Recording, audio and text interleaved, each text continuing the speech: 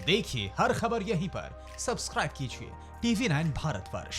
और यहां पर बात करते हैं एक बहुत बड़ी खबर को लेकर। गैंगस्टर विकास दुबे के राइट हैंड का एनकाउंटर हो गया। हम आपको बता दें, ये बहुत बड़ी खबर आई है। यूपी एसटीएफ ने हमीरपुर में अमर दुबे को मार गिराया। पुलिस पर फायरिंग करने वालों में शामिल था गैंगस्टर अमर दुबे, जो यहां पर राइट हैंड भी विकास का बताया जाता है। विकास दुबे गैंग के 2 सदस्य हिरासत में भी लिए गए हैं। विकास दुबे के भी हमीरपुर में छिपे होने का शक है। आपको बता दें, अमर दुबे पर 25,000 रुपए का इनाम था।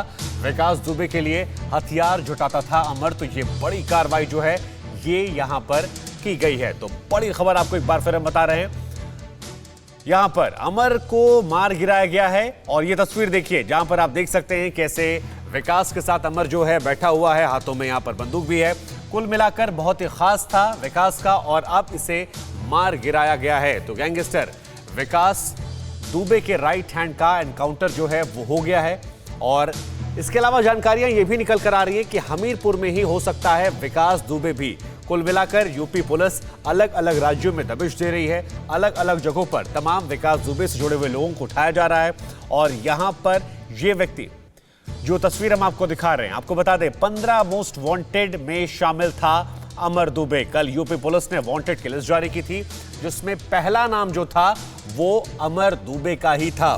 तो आप समझ सकते हैं कि कार्रवाई जो है उस लिहाज से कितना अहम है। ये जो 15 मोस्ट वांटेड की लिस्ट जारी की गई थी, उसमें पहला नाम जो है वो अमर दुबे का ही था।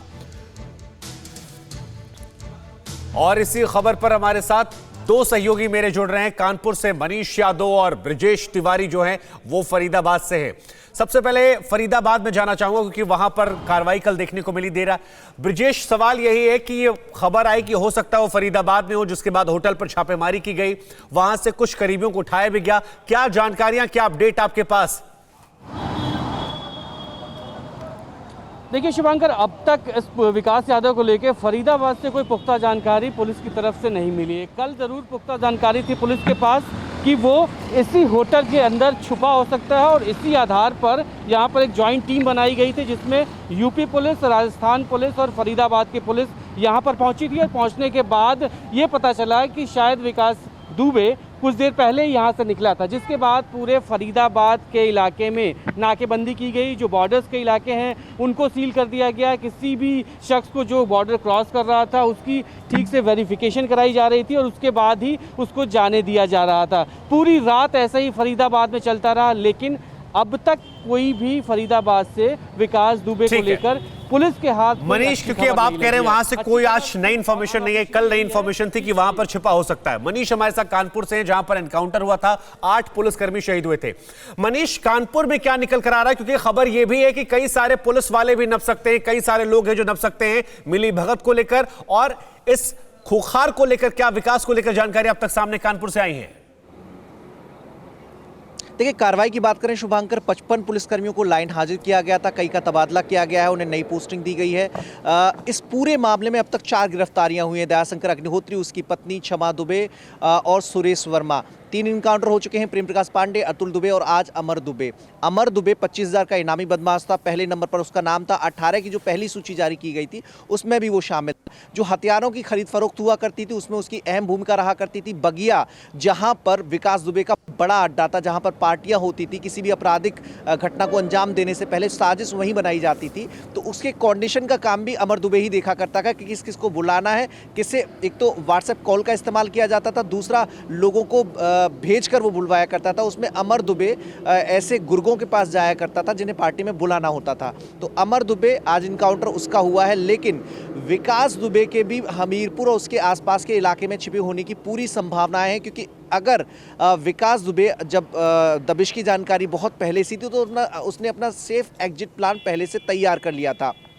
जो शिवली गांव है वहां से सिकंदरा, कानपुर देहात में एक जगह पड़ती है, कानपुर देहात में ही सिकंदरा से मूसा नगर, जो कि कानपुर देहात का बिल्कुल एंड पॉइंट वाला इलाका है, तो वो ऐसा रोड है जहां पर बहुत ज़्यादा आवागमन नहीं होता। स्टेट हाईवे वहां से बहुत दूर है, तो उसके निकलने के लिए वो सुरक्षित पनाहगाह हो सकता है, और वहां से हमीरपुर के कुरारा क्षेत्र तक आसानी से बीहड़ में एंट्री की जा सकती है। और हमीरपुर बांदा ये ऐसा इलाका है जो बीहड़ इलाका माना जाता है। राजस्थान का धौलपुर, यूपी का इटावा, यहाँ से पूरा बीहड़ शुरू हो जाता है, तो ये उसके लिए एक मुफीद रहने की जगह हो सकती है। क्योंकि पहले भी यहाँ अपराधी अपराध करने के बाद छिप जाया करते थे। बीहड़ में डकैतों का आतंक बहुत रहा है और बुंदेलखंड इलाका ऐसा माना जाता है जहाँ पुलिस भी बीहड़ के में जाने से घबराती है। तो ऐसे में पुलिस और एसटीएफ दोनों मिलकर विकास दुबे को वहां पर भी तलाश कर रही है। कुछ जानकारी मिली है, हालांकि अभी तक पुख्ता ये जानकारी नहीं है कि विकास दुबे वहां हो सकता है। दो साथी थे अमर दुबे के जिनको हिरासत में लिया गया है। जी मनीष, क्योंकि चाहे मध्य प्रदेश की बात की जाए, राजस्थान की बात की जाए, हरियाणा की बात की जाए, यूपी पुलिस लगातार इन जगहों पर जाकर भी दबिश दे रही है। हमीरपुर को लेकर एक खबर आई, इसके अलावा बीहड़ को लेकर खबर आई। अब क्योंकि राइट हैंड का एनकाउंटर हो गया है, कई सारे लोगों को पकड़ा गया है जिसमें साले के बेटा है, क्या इनसे जरिए भी कोई नया इनपुट निकल कर आया, अगर कोई सूत्रों के हवाले से खबर निकल कर आई हो तो? देखिए शुभांकर, चूंकि अमर दुबे का उस इलाके में होना, आप उसके शातिर दिमाग को समझिए। सीसीटीवी कैमरे के डीवीआर को लेकर भागना ताकि वो घटना कोई देख ना सके, उस घटना के प्रमाण ना मिल सके।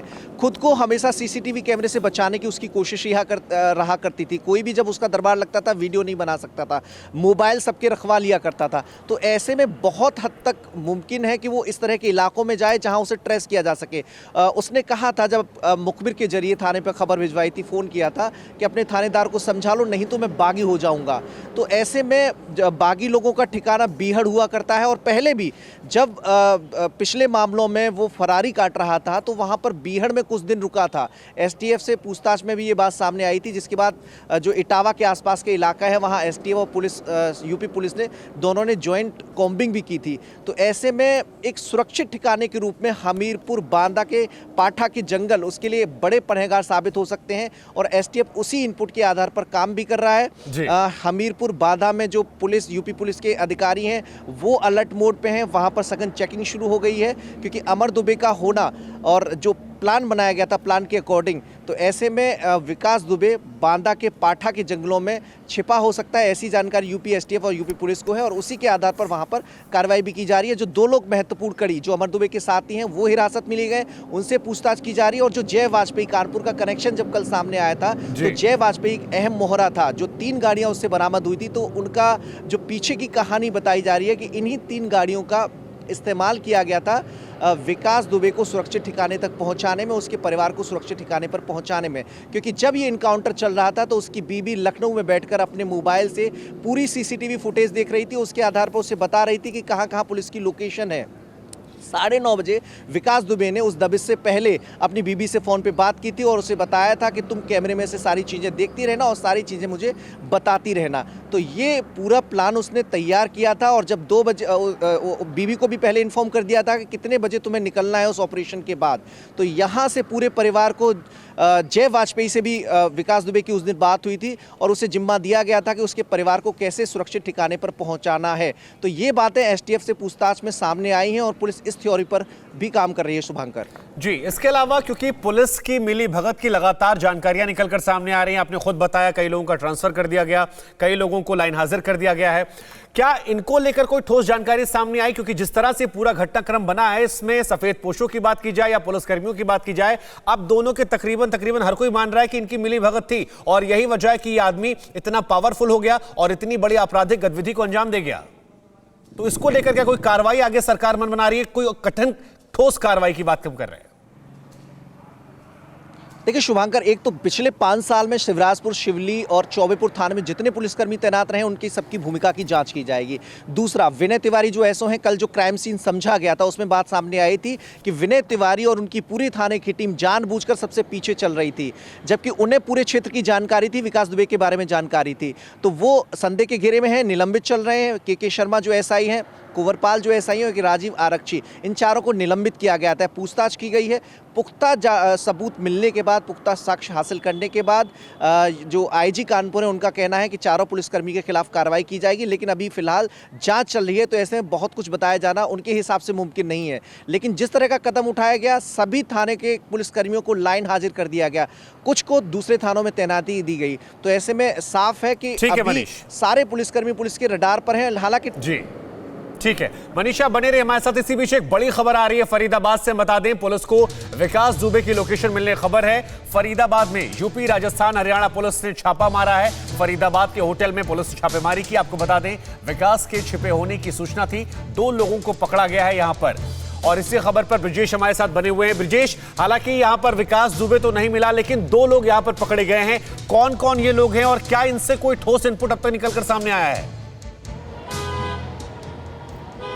देखिए, आधिकारिक तौर पर पुलिस अभी भी ये इनकार कर रही है कि उन्होंने किसी को यहाँ से डिटेन किया है या पकड़ा है, लेकिन जो सोर्सेज ये बता रहे हैं कि 2 जो विकास दुबे के रिश्तेदार थे, जिनके नाम पर होटल के अंदर ओयो रूम्स के अंदर कमरा बुक किया गया था, उनको पुलिस जब यहाँ कल पहुँची थी, उन लोगों के बारे में जानकारी जब होटल वाले से ली गई, जिसके बाद उन लोगों को हिरासत में लिया गया, उनसे पूछताछ की जा रही है और उसी के आधार पर पुलिस आगे की इन्वेस्टिगेशन भी कर रही है, क्योंकि लगातार यूपी एसटीएफ जो नोएडा की एसटीएफ टीम है वो फरीदाबाद पुलिस की टीम के संपर्क में है, राजस्थान पुलिस के संपर्क में है और पूरे फरीदाबाद के आसपास के इलाकों को हालांकि कल से ही सील किया गया था। देर रात सब कुछ बॉर्डर्स खोल दिए गए, सभी गाड़ियों की तलाशी ली गई, लेकिन कोई भी पुख्ता जानकारी अब तक पुलिस हम लोग से साझा नहीं कर पाई है। मुमकिन है कि शायद जो 2 लोग हिरासत में लिए गए हैं उनके पास से पुलिस को पुख्ता जानकारी मिल पाएगी, जिसके आधार पर आगे की कार्रवाई की जाएगी, क्योंकि जो ये बातें यहाँ पे जो पुलिस के ऑफ रिकॉर्ड अगर हम बात करें तो पुलिस को पुख्ता जानकारी थी